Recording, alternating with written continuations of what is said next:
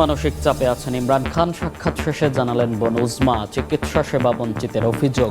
PTI মির্জাফরদের স্থান নেই, জানান পাকিস্তানের সাবেক প্রধানমন্ত্রী। রাশিয়ার সঙ্গে যুদ্ধে জড়ালে পরাজিত হবে ইউরোপ, হুঁশিয়ারি পুতিনের। ইউক্রেনের বন্দর ও জাহাজে হামলা বাড়ানোর ইঙ্গিত। সমঝোতা ছাড়াই শেষ হলো উইটকফ কুশনারের সঙ্গে বৈঠক। বিনা শুল্কে ওষুধ রফতানি করতে যুক্তরাষ্ট্র যুক্তরাজ্যের চুক্তি। বছরে 500 কোটি পাউন্ডের ব্রিটিশ ওষুধ আমদানি করবে ওয়াশিংটন, জানালো হোয়াইট হাউস। বিনিয়োগ বাড়ার আশা। ভেনেজুয়েলায় স্থল অভিযানের ঘোষণা ট্রাম্পের। মাদক সন্ত্রাসীদের নির্মূলের হুঁশিয়ারি মার্কিন প্রেসিডেন্টের। ক্ষমার নিশ্চয়তায় দেশ ছাড়তে রাজি মাদুরো, দাবি রয়টার্সের। যুদ্ধবিরতির মধ্যেই ফিলিস্তিনে ইসরায়েলের তাণ্ডব। ড্রোন হামলায় সাংবাদিক হতাহত। পশ্চিম তীরে 2 কিশোরকে গুলি করে হত্যা। আবারও শান্তি আলোচনা শুরুর চেষ্টা কাতারের।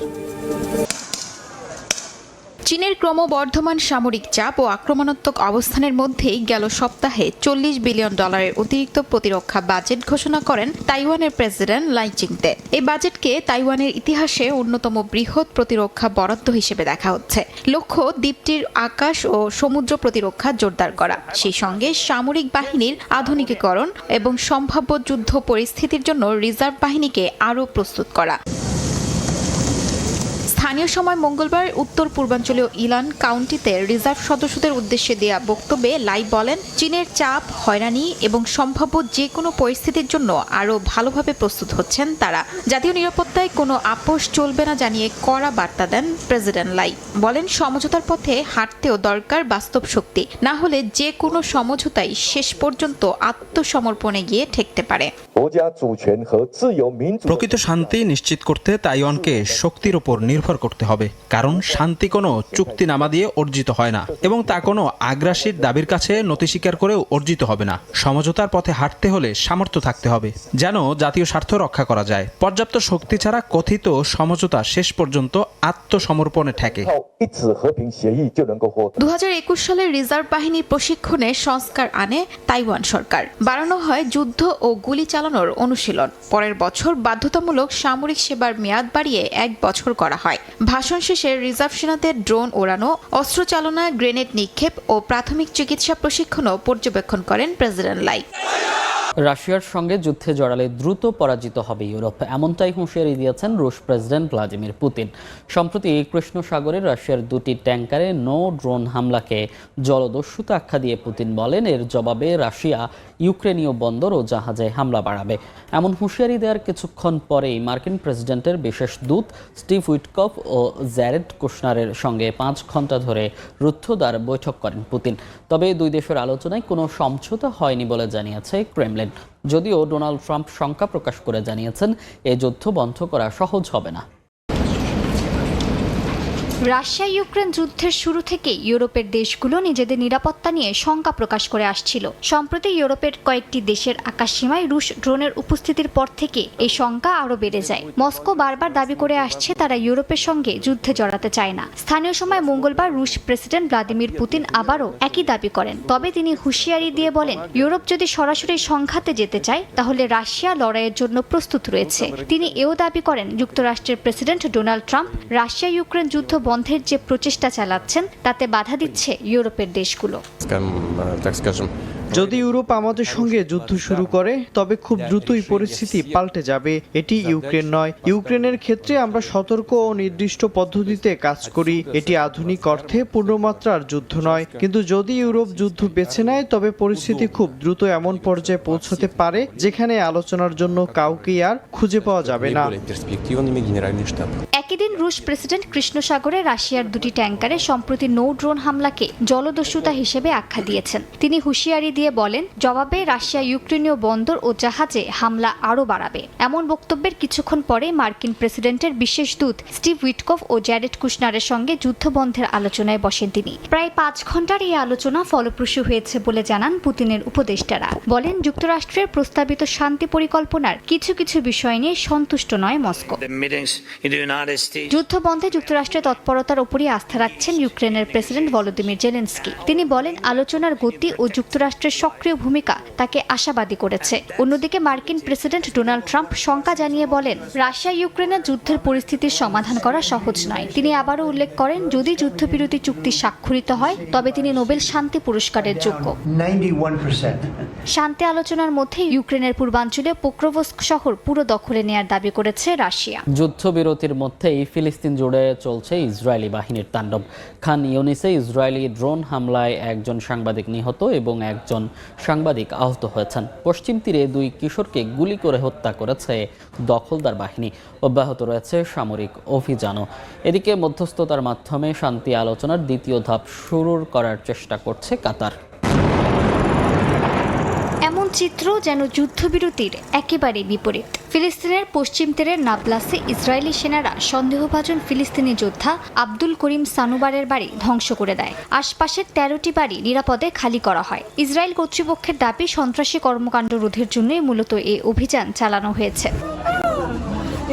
একই দিন গাজার খান ইউনিসে সাংবাদিক মাহমুদ ওয়াদি ইসরায়েলি হামলায় নিহত হয়েছেন। ইসরায়েলি সেনাদের দাবি, ওয়াদি হামাসের অক্টোবর 2023 সালের হামলায় অংশ নিয়েছিলেন। একই হামলায় আরও একজন ফিলিস্তিনি সাংবাদিক আহত হয়েছেন। গাজার কর্তৃপক্ষ বলছে, আহত সাংবাদিকের চিকিৎসা চলছে। এই ঘটনায় স্থানীয় গণমাধ্যমে শোক ও উদ্বেগ দেখা দিয়েছে।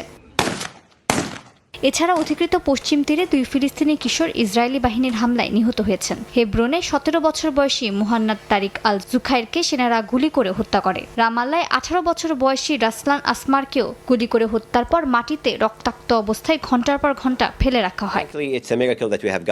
নেতানিয়াহু বাহিনীর বারবার যুদ্ধবিরতির লঙ্ঘনের পরেও আশাবাদ ব্যক্ত করে কাতার জানিয়েছে, খুব শিগগিরই ইসরায়েল ও হামাসকে শান্তি আলোচনার দ্বিতীয় পর্যায়ে আনা হবে। আলোচনায় গাজার ইসরায়েল নিয়ন্ত্রিত এলাকায় হামাস যোদ্ধাদের উপস্থিতি এবং অন্যান্য সংবেদনশীল বিষয় অন্তর্ভুক্ত থাকবে বলে জানানো হয়েছে।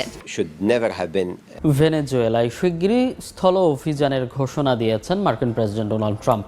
কেবল সমুদ্রপথ নয়, যেখানেই মাদক সন্ত্রাসীরা থাকবে সেখানেই লক্ষ্যভেদ হবে বলে হুঁশিয়ারি দিয়েছেন তিনি। একই সঙ্গে কারাকাসের মাদকবাহী নৌযান লক্ষ্য করে হামলায় বেঁচে যাওয়া ব্যক্তিদের দ্বিতীয় দফায় নির্দেশ দিয়ে হত্যা করার অভিযোগ অস্বীকার করেছেন ট্রাম্প। এর মধ্যেই রয়টার্সের এক প্রতিবেদনে বলা হয়েছে, সাধারণ ক্ষমার নিশ্চয়তায় দেশ ছাড়তে রাজি হয়েছেন ভেনেজুয়েলার প্রেসিডেন্ট নিকোলাস মাদুরো। মাদক বিরোধী অভিযানের আড়ালে ভেনেজুয়েলার সঙ্গে উত্তেজনার পারদ তীব্র হচ্ছে যুক্তরাষ্ট্রের। মার্কিন নৌবাহিনীর অভিযানে ভেনেজুয়েলার সন্দেহভাজন মাদকবাহী নৌকা টার্গেট করে দ্বিতীয় দফা ডাবল ট্যাপ হামলার অভিযোগ তীব্র বিতর্কের সৃষ্টি করেছে। তবে মার্কিন প্রেসিডেন্ট ডোনাল্ড ট্রাম্প দাবি করেছেন, দ্বিতীয় দফার হামলা সম্পর্কে তিনি কিছুই জানতেন না। স্থানীয় সময় মঙ্গলবার মন্ত্রিসভার বৈঠকে ট্রাম্প দাবি করেন, শুধুমাত্র প্রথম দফার সফল অভিযান সম্পর্কে তিনি জানতেন। মার্কিন সমরমন্ত্রী পিট হেগসেতো ট্রাম্পের সঙ্গে সুর মিলিয়ে বলেন, প্রথম ধাপের হামলা তিনি সরাসরি দেখার পর অন্য কাজে চলে যান। হোয়াইট হাউস জানিয়েছে, নৌবাহিনীর উচ্চ পদস্থ এক কর্মকর্তা দ্বিতীয় দফার হামলার নির্দেশ দিয়েছিলেন। এদিন মন্ত্রিসভার বৈঠকে মার্কিন প্রেসিডেন্ট ডোনাল্ড ট্রাম্প ভেনেজুয়েলার স্থল অভিযানের ঘোষণা দেন। বলেন, মাদক বিরোধী অভিযান এখন শুধু সমুদ্রপথে সীমাবদ্ধ থাকবে না, বরং কারাকাসের যে অঞ্চলে মাদক সন্ত্রাসীরা থাকবে সে অঞ্চলকে হামলার লক্ষ্যবস্তু বানানো হবে। তিনি বলেন, যে দেশ বা যে ব্যক্তি যুক্তরাষ্ট্রে মাদক পাঠাবে সবাই আক্রমণের শিকার হবে। এদিকে বার্তা সংস্থা রয়টার্সের প্রতিবেদন অনুযায়ী সাধারণ ক্ষমার নিশ্চয়তায় দেশ ছাড়তে রাজি হয়েছেন ভেনেজুয়েলার প্রেসিডেন্ট নিকোলাস মাদুরো। প্রতিবেদনে জানানো হয়, গেল মাসে ট্রাম্পের সঙ্গে এক ফোনালাপে মাদুরো নিজের ও শতাধিক কর্মকর্তার জন্য পূর্ণ আইনি মওকুফ, নিষেধাজ্ঞা প্রত্যাহার ও ভবিষ্যৎ সুরক্ষার অনুরোধ করেন। গণমাধ্যমের তথ্য অনুযায়ী ট্রাম্প তা প্রত্যাখ্যান করে তাকে 1 সপ্তাহের মধ্যে দেশ ছাড়ার সময়সীমা দেন। সময়সীমা পেরোতেই ট্রাম্প ভেনেজুয়েলার আকাশসীমা সম্পূর্ণ বন্ধের ঘোষণা দেন বলে জানা গেছে।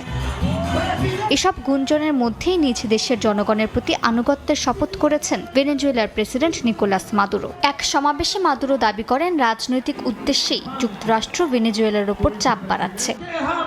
স্থানীয় সময় মঙ্গলবার পানামা ও যুক্তরাষ্ট্র যৌথভাবে পানামার 25 জন পুলিশ, বিমান ও নৌবাহিনীর সদস্য এবং সমসংখ্যক মার্কিন মেরিন নিয়ে প্রশিক্ষণ মহড়া চালায়। ক্যারিবীয় এলাকায় মার্কিন সামরিক উপস্থিতিকে ভেনেজুয়েলা হুমকি হিসেবে দেখছে, এমন প্রেক্ষাপটে মহড়াটি নতুন করে নজর কেড়েছে। আকাশপথে আহত ব্যক্তি সরিয়ে নেওয়ার অনুশীলন ছিল এদিনের প্রধান ড্রিল। পানামার নিরাপত্তা বাহিনী বলছে, এ প্রশিক্ষণের মূল লক্ষ্য তাদের বাহিনীগুলোর মধ্যে সমন্বয় জোরদার করার পাশাপাশি মাদক পাচারের বিরুদ্ধে অভিযান বাড়ানো। অন্যদিকে মার্কিন বাহিনী বলছে, তাদের প্রধান উদ্দেশ্য জঙ্গলে টিকে থাকার অভিজ্ঞতা অর্জন করা। পানামার সঙ্গে সহযোগিতা চুক্তির সর্বোচ্চ ব্যবহার করাই লক্ষ্য বলে জানিয়েছে মার্কিন ক্যাপ্টেন নেলসন মার্চান। এবছর যুক্তরাষ্ট্র পানামাক্স আলফা 2025 এর অংশ হিসাবে পানামায় বিভিন্ন মহড়া চালিয়েছে, যার মূল লক্ষ্য ছিল পানামা খাল রক্ষা। পানামা খালকে কেন্দ্র করে আঞ্চলিক নিরাপত্তা ও বাণিজ্যের গুরুত্ব বাড়ায় যুক্তরাষ্ট্র সেখানে নিয়মিতই নানা অনুশীলন চালিয়ে যাচ্ছে। মার্কিন বাহিনী সেপ্টেম্বরের শুরু থেকে ক্যারিবীয় ও প্রশান্ত মহাসাগরে বেশ কয়েকটি সন্দেহভাজন মাদকবাহী নৌকা লক্ষ্য করে অভিযান চালিয়েছে, যাতে নিহত হয়েছেন বহু মানুষ। বিশ্লেষকদের মতে ডোনাল্ড ট্রাম্পের প্রশাসন ভেনেজুয়েলার নিকোলাস মাদুরোর সরকারকে চাপে রাখতে সামরিক তৎপরতা বাড়াচ্ছে। মনুষ্যবিহীন প্রথম যুদ্ধ বিমান তৈরি করেছে তুরস্ক। সিনোপ উপকূলে প্রথমবারের মতো দৃষ্টিসীমার বাইরে থাকা লক্ষ্যবস্তুতে আঘাত হেনে ইতিহাস গড়েছে বাইরাকতার কিজিল এলমা যুদ্ধ বিমান। রাডার, ক্ষেপণাস্ত্র সহ সম্পূর্ণ দেশীয় প্রযুক্তির সমন্বয়ে এই অত্যাধুনিক যুদ্ধ বিমান তৈরি করা হয়েছে, যা বিশ্বের আর কারো হাতে নেই। তুরস্কের মনুষ্যবিহীন যুদ্ধ বিমানের নাম বাইরকতার কিজিল এলমা। আকাশ যুদ্ধের এই মারণাস্ত্র বিশ্বের আর কারো হাতে নেই। দেশটির শীর্ষ প্রতিরক্ষা প্রযুক্তি কোম্পানি বাইকার সম্পূর্ণ দেশীয় প্রযুক্তি ব্যবহার করে অত্যাধুনিক এই যুদ্ধবিমান তৈরি করেছে।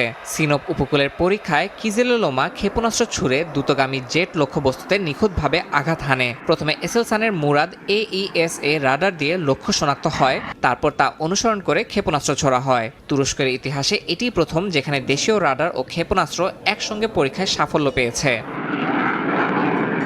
বাইকার জানায় এই সাফল্যের মাধ্যমে কিজেললোমা এখন বিশ্বের একমাত্র মনুষ্যবিহীন যুদ্ধবিমান যার এয়ার টু এয়ার কমব্যাট সক্ষমতা রয়েছে।